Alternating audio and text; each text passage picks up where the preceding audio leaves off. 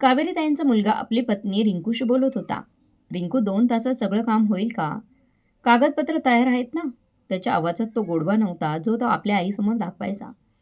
रिंकूने हळूच म्हटलं, हो सगळं तयार आहे. मम्मीजी जर ऑपरेशन नंतर जास्त शुद्धीत नसतील किंवा काही झालंच तर आपण तसंच करू. डॉक्टरांनी तसंच सांगितले की वयामुळे जोखीम असतात. काहीतरी झालं असं वाटलं, जर काही झालं तरी हे शब्द कुटुंबातही भीतीनेच ऐकायला मिळतात. लालसाही नव्हती, पण त्यांचा मुलगा राकेश जणू काही मोठा विजय जिंकल्यासारखी बातमी देतोय आणि ती कागदपत्र त्याने बनवून दिली आहेत. तीच चालतील असं म्हणतो. आईची जुनी वसियत कोण पाहणार? प्रॉपर्टीचं काय करायचं? आपण नवीन दाखवून देऊ. सगळं माझ्या नावावर, मग तुझ्या नावावर. आणि सगळ्यात भारी गोष्ट म्हणजे लोक म्हणतील वडील वृद्ध होते, हार्ट अटॅक आल्यामुळे झालं असावं. ही सगळं ऐकून कावेरीजींचा श्वासावरचा ताळाच बसला नाही.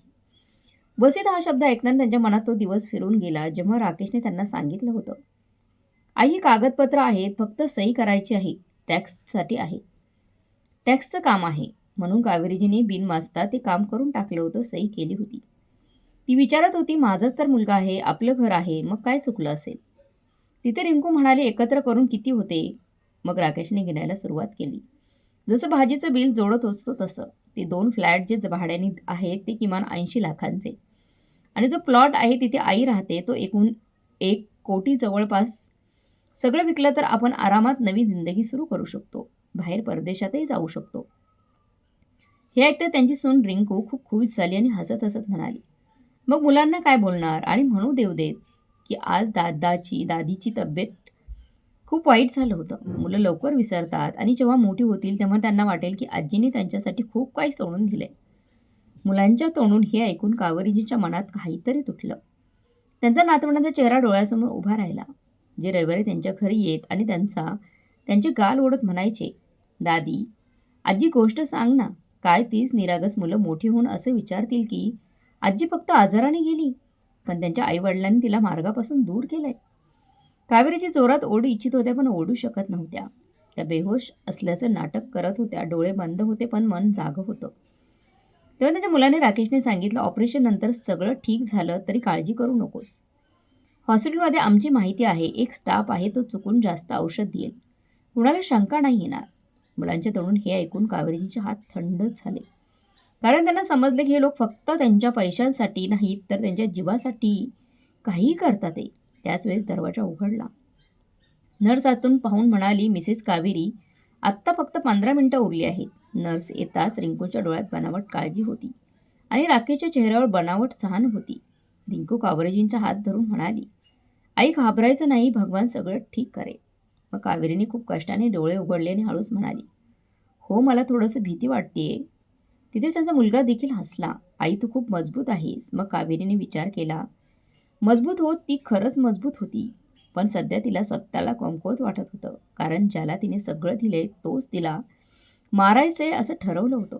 हे सगळं विचार करताना कावेरीजींच्या मनात गोष्ट फिरत होती, जर मी आता ऑपरेशनला गेले तर जिवंत बाहेर येईल की नाही हे आता डॉक्टर ठरवणार नव्हते, हे ठरवायचं होतं राकेशला. म्हणून बाबा आणि सून जसे बाहेर गेले तशी ती नर्सकडे थरथरत आवाजात हळूच म्हणाली, बहिणी, 1 मिनिट, मला एक महत्त्वाचा फोन करायचा आहे.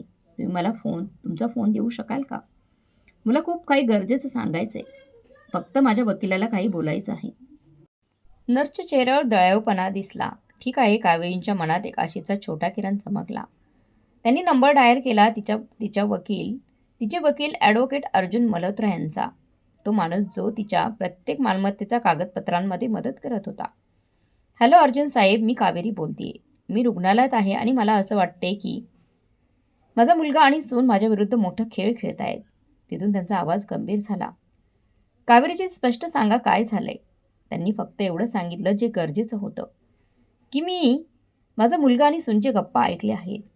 वसईतीच्या बाबतीत मला भीती वाटते की माझ्याबरोबर काहीतरी जाणून बुजून चुकीचं होऊ शकतं. मल्होत्रा साहेब म्हणाले, तुम्ही सध्या ऑपरेशन थिएटरमध्ये जाऊ नका.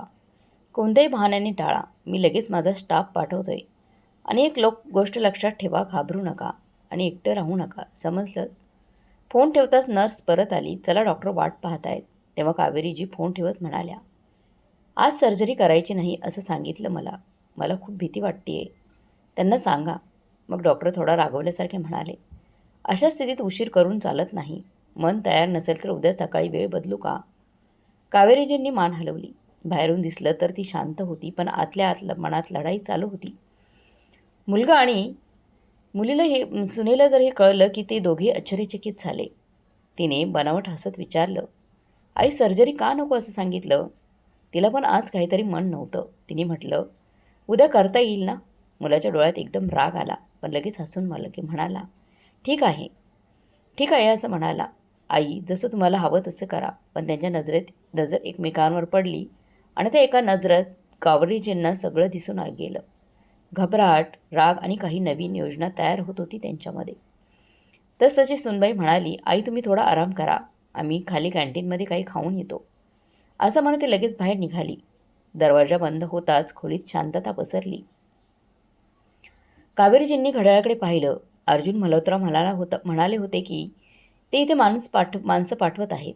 पण इथे प्रत्येक मिनिट त्यांना तासासारखे वाटत होते. त्यांच्या मनात फक्त एकच प्रार्थना होती, हे देवा, आज तरी मला वाचव. तशी दरवाजावर हलकीशी टकटक झाली. एक माणूस आत आला. त्याच्या हातात औषधांची बाटली आणि एक छोटीशी सुई होती. त्याने हसत हसत म्हटलं, मॅडम तुम्हाला रुटीन औषध द्यायचं आहे. फक्त थोडंसं इंजेक्शन. एक इंजेक्शन घ्यायचे जेणेकरून तुम्हाला आराम होईल. हे ऐकून कावेरीजींच्या कानात त्यांच्या मनात मुलांच्या शब्दांची गजर झाली. रुग्णालयात आमच्या माहितीचा एक डॉक्टर आहे. चुकून जास्त औषधाने माझी सासू थांबली, असं त्याने सांगितलं होतं. ही गोष्ट लक्षात आठवतच कावेरीजींचं लक्ष त्या सुईवर थांबलं आणि तसंच बाहेरून कोणाच्या जोरात पावलांचा आवाज येऊ लागला. जणू कोणी धावत येतोय.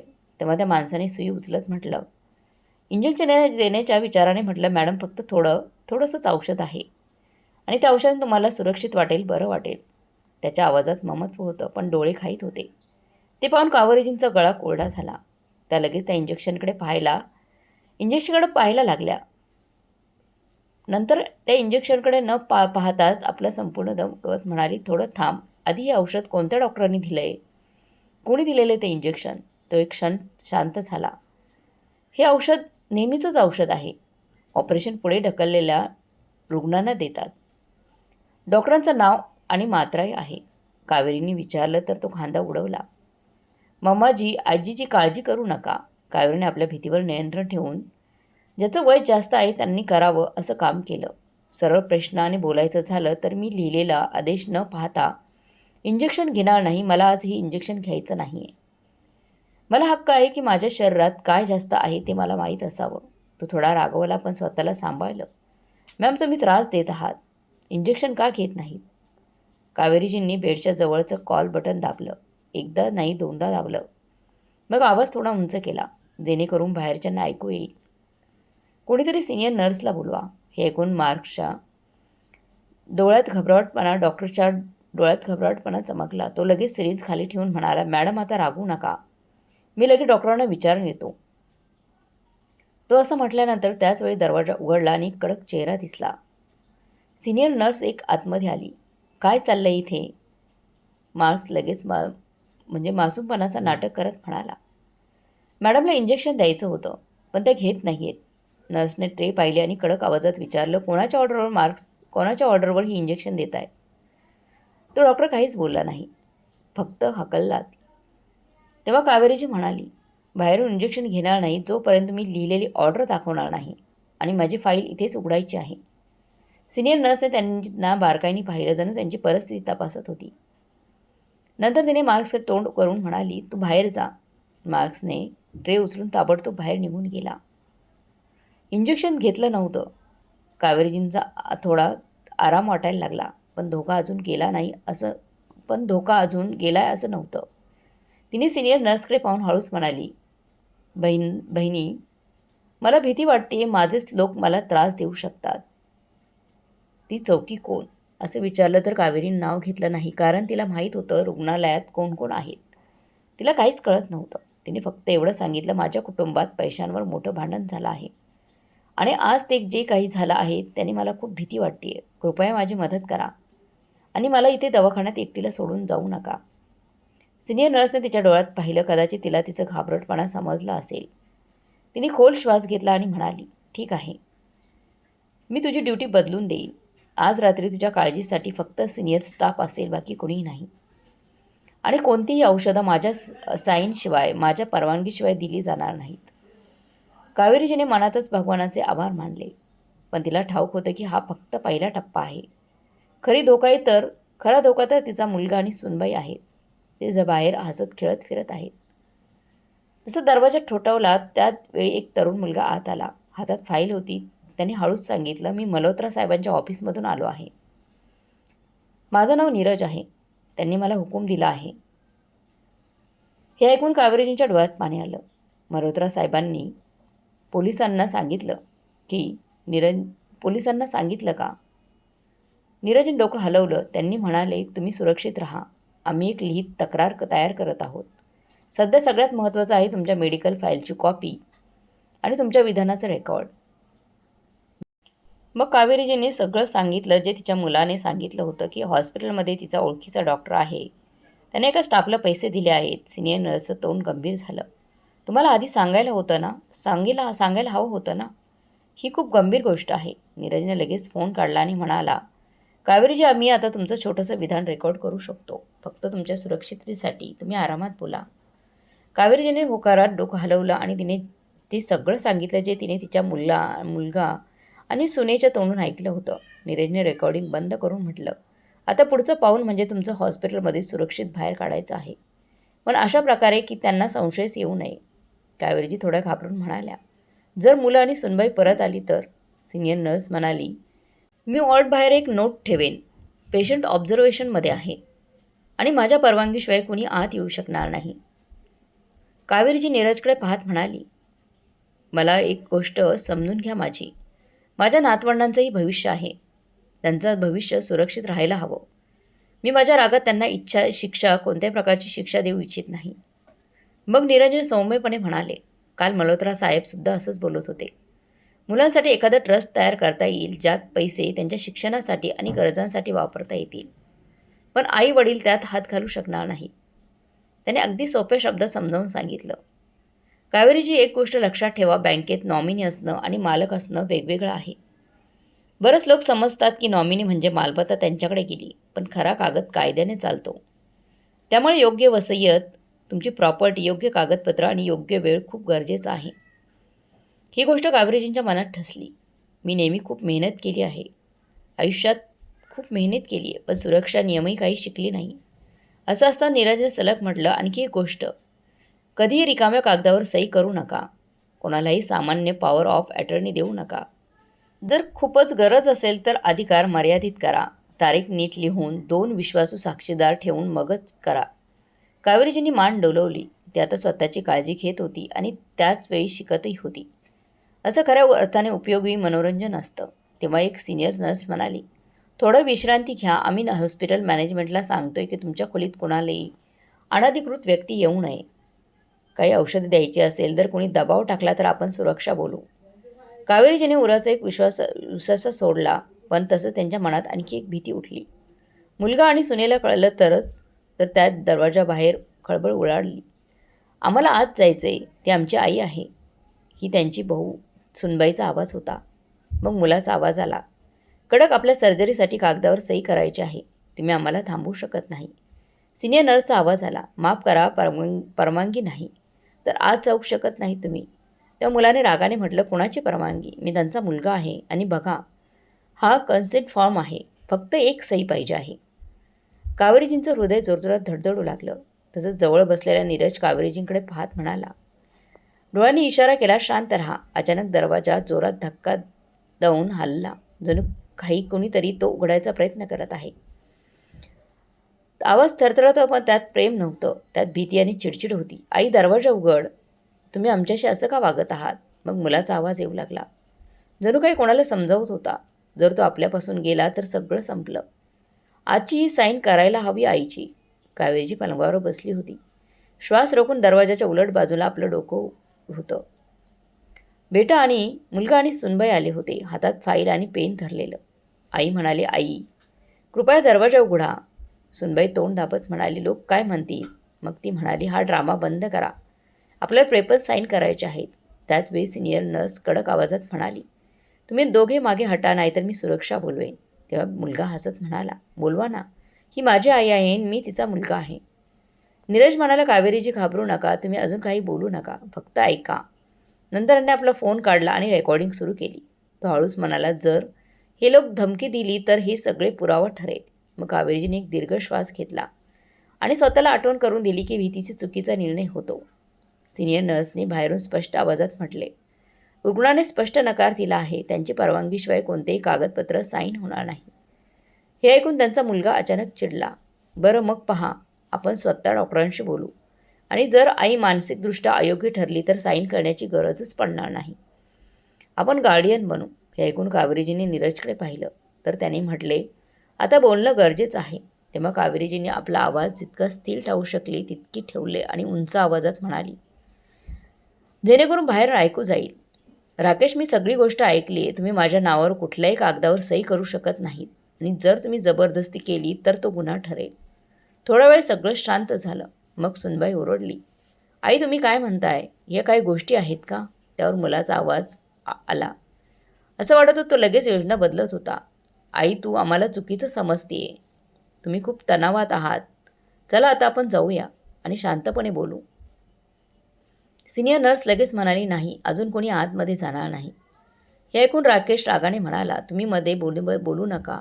ही आमच्या घरची गोष्ट आहे. म्हणून सिनियर नर्सने ठामपणे सांगितले, ही रुग्णालयांची समस्या आहे.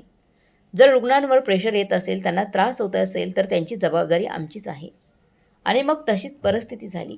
बाहेरून 2 सुरक्षा रक्षक आले. त्यांच्यासोबत सुपरवायझरही होता. सुपरवायझरने राकेशला म्हटलं, थोडा आवाज कमी करा आणि जर रुग्णांना भेटायला नकार दिला आहे, तुमची आई जरी असली तरी जबरदस्ती तुम्ही करू शकत नाही. तेव्हा राकेशने वळून म्हणाला, मी त्यांचा मुलगा आहे, मला कोणी थांबवू शकत नाही. त्याच वेळी आतून कावेरीजी साहेबांचा आवाज आला, मला बाईंनो, पोलिसांना फोन करा, मी स्वतः तक्रार नोंदवेन. मग समजा की माझ्यावर पेपर साईन करण्याचा दबाव दिला जातोय. हे ऐकताच सुनबाईचा रडण्याचा आवाज थांबला. जणू तिला मोठा आराम मिळाला असं वाटलं. तिने हळूच म्हणाली, राकेश, ही काय करत आहे तुमची आई? राकेश दात दाबत म्हणाला, शांत बस, अजूनही सांभाळता येईल, पण आता ते त्यांच्या हातात नाही. पुढे 10 ते 15 मिनिटात पोलीस आले. हॉस्पिटलचे प्रशासनही याकडे लक्ष दिलं. कारण हे प्रकरण आता फक्त कुटुंबाचं नव्हतं, तर फक्त दबाव, फसवणूक आणि संभव्य तोट्याचं होतं. पोलीस बाहेर उभे होते. सिनियर नर्सने आपली सगळी गोष्ट थोडक्यात सांगितली. मग त्यांनी त्यांच्या बाजूने बोलायला, दरवाजा उघडायला सांगितलं, जेणेकरून ते सुरक्षित राहतील. एक पोलीस ऑफिसर म्हणाला, मॅडम तुम्ही ठीक आहात का? तुम्हाला कोणीतरी धमकी दिली का? कावेरीजी म्हणाल्या, हो, माझा मुलगा आणि नणंद, माझी सुनबाई मला जबरदस्ती काही कागदांवर सही करू इच्छित आहेत. मला नाही हवं की हे दोघे वाजून माझ्याजवळ येतील आणि मला भीती आहे की रुग्णालयातील काही कर्मचारी पैसे घेऊन माझ्यावर गैरवर्तन करू शकतात. हे ऐकून पोलीस ऑफिसरचे डोळे गंभीर झाले. तुमचा कोणता वकील आहे? कावेरीजी म्हणाली, माझा वकील मल्होत्रा साहेबांनी माणूस पाठवलेला आहे, तो इथेच आहे. तसतसं नीरज पुढे आला आणि आपला ID कार्ड दाखवलं. तिने रेकॉर्डिंगबद्दलही सांगितलं आणि म्हटलं की आम्हाला हॉस्पिटलचं CCTV, औषधाची जागा आणि कर्मचारी ड्युटी रोस्टर सुरक्षित ठेवायचं आहे आणि जेणेकरून कोणताही पुरावा मिटवू नये. एक खूप महत्त्वाची गोष्ट म्हणजे प्रकरणात पुरावे गोळा करत नाहीत, कारण लोक उशिरा करतात.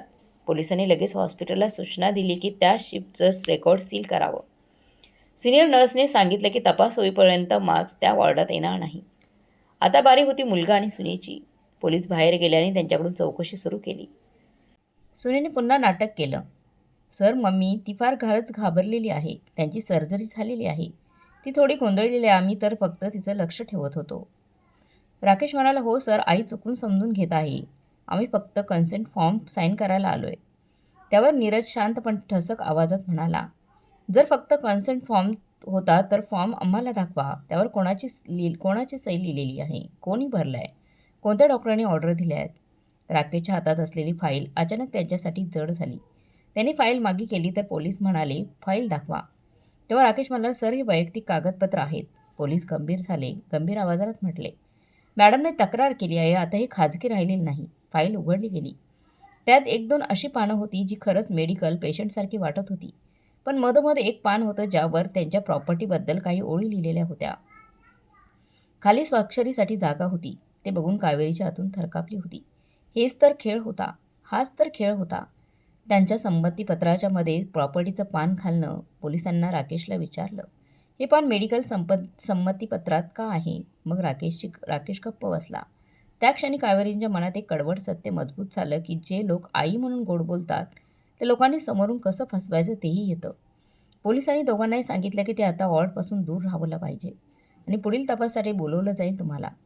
हॉस्पिटल प्रशासनाने त्यांना लिहून दिलं की कावेरीजींच्या परवानगीशिवाय कोणत्याही कागदावर सही होणार नाही आणि कोणतीही औषधं सिनियर नर्स किंवा डॉक्टरांच्या आदेशाशिवाय दिली जाणार नाहीत. पण कावेरीजींना आता हॉस्पिटलमध्येही सुरक्षित वाटत नव्हतं. मल्होत्रा साहेबांनी रात्री स्वतः फोन केला, कावेरीजी उद्या सकाळी आम्ही तुमचा डिस्चार्ज करून देतो. तुम्ही दुसऱ्या कार्डिओलॉजिस्टकडून सेकंड ओपिनियन घेऊ शकता. सगळ्यात महत्त्वाचं म्हणजे तुमची मालमत्ता आणि कागदपत्र लगेच लॉक करायची आहेत. दुसऱ्या दिवशी त्यांना हॉस्पिटलमधून डिस्चार्ज करायचं झालं. नीट प्रकारे नीरज त्यांच्यासोबत होता आणि हॉस्पिटलची सिनियर नर्स स्वतः साईन करून ट्रान्सफरची कागदपत्र त्यांना दिली. यावेळी ते थेट मल्होत्रा साहेबांच्या ऑफिसमध्ये गेले. तिथे त्यांनी सगळ्यात आधी 3 गोष्टी केल्या, ज्या प्रत्येक मोठ्या वयाच्या माणसांना माहीत असायला हव्यात. एक म्हणजे त्यांनी आपली वसियत बनवली, स्पष्ट शब्दात साक्षीदारांसोबत आणि सुरक्षित ठिकाणी ठेवली. दुसरं म्हणजे त्यांनी त्यांच्या बँकेत ट्रस्टेड कॉन्टॅक्ट आणि 2 साईनची व्यवस्था केली. म्हणजे कोणालाही मोठा व्यवहार एकाच व्यक्तीकडून होऊ नये. किमान एक आणखी विश्वासू माणसाला खबर द्यावी. तिसरं म्हणजे त्यांनी आपल्या नातवंडांसाठी एक ट्रस्ट तयार केला होता, ज्यात फक्त पैसा फक्त त्यांच्या शिक्षणासाठी, उपचारासाठी आणि गरजेच्या गोष्टींसाठीच वापरता येईल. मुलगा आणि मुलगी त्या पैशाला किंवा सुनबाई त्या पैशांना थेट हात लावू शकत नाही. मल्होत्रा साहेबांनी कावेरीला साध्या शब्दात सांगितलं, बघा कावेरीजी, तुम्ही कोणालाही ब्लँक चेक, ब्लँक कागद किंवा संपूर्ण अधिकार देऊ नका. कधी द्यायचंच झालं तर मर्यादित अधिकारांसह द्या. कोणत्या कामासाठी, किती काळासाठी, किती मर्यादित आणि नेहमी त्याची कॉपी स्वतःकडे ठेवा. मग त्यांनी पोलिसात त्यांची औपचारिक तक्रार नोंदवली. हॉस्पिटलची CCTV फुटेज, त्या फाईलच्या पानांचा आणि त्यांचे रेकॉर्डिंग सगळं जमा झालं. चौकशी सुरू झाली तेव्हा कळलं की मार्क्सने आधी काही ज्येष्ठ लोकांच्या प्रकरणात चुकीची औषधं दिली होती. यावेळी हॉस्पिटलने स्वतःला वाचवण्यासाठी त्यांच्याविरुद्ध कारवाई केली. राकेशवर फसवणुकीने कागदपत्र साईन करण्याचा प्रयत्न आणि दबाव टाकल्याचा आरोप केला. रिंकूने वाचण्यासाठी रडून ओरडून सगळं केलं. मला ठाऊक काही नव्हतं, पण फाईल तिच्या हातातही होती आणि तिचाही आवाज होता, रेकॉर्डिंगमध्ये होता. कावेरींसाठी हे सगळ्यात वेदनादायक होतं. मुद्दा असा होता की त्यांनी आपली मुलगा गमावला होता. घरातील ती हसरी चेहऱ्यांवर आता काळा सावट पडला होता. पण तरी ती जिवंत होती आणि आता ती कायम बेहोशतही नव्हती. समजूतदारपणात जगत होती की 6 महिन्यानंतर कोर्टाने तिच्या बाजूने प्रोडक्शन ऑर्डर दिला. म्हणजे मुलगा आणि सुनबाई थेट तिच्याकडे येऊ शकत नव्हते, परवानगीशिवाय संपर्क करू शकत नव्हते. भेटीसाठी तिने कायदेशीर मार्ग निवडला. मुलांच्या भल्यासाठी सुरुवातीला थेट नियंत्रणाखाली राहिले, ज्यावर मुलांवर कोणताही दबाव पडू नये. हळूहळू मुलांनाही गोष्टी समजू लागल्या. ती दादी म्हणजेच आजीवर त्यांच्यावर प्रेम करते आणि त्यांना सुरक्षित ठेवू शकते हे त्यांना पटायला लागलं. आता कावेरीला एक गोष्ट समजली होती की वयोवृद्ध होणं ही कमजोरी नाही, पण जर तुमचे दस्तऐवज, पासवर्ड आणि निर्णय कुणा दुसऱ्याच्या हातात जर दिले तर तुमची ताकदही कुणा दुसऱ्याच्या ताब्यात जाते. तर मग मित्रांनो, तुम्हाला ही कथा कशी वाटली आणि तुम्हाला म्हातारपणात कशी उपाययोजना करायला आवडेल कमेंट बॉक्समध्ये नक्की कळवा. आणि आत्ताची ही कथा आवडली असेल तर लाईक, शेअर, सबस्क्राईब नक्की करा. भेटूया पुढच्या कथेमध्ये. तोपर्यंत धन्यवाद.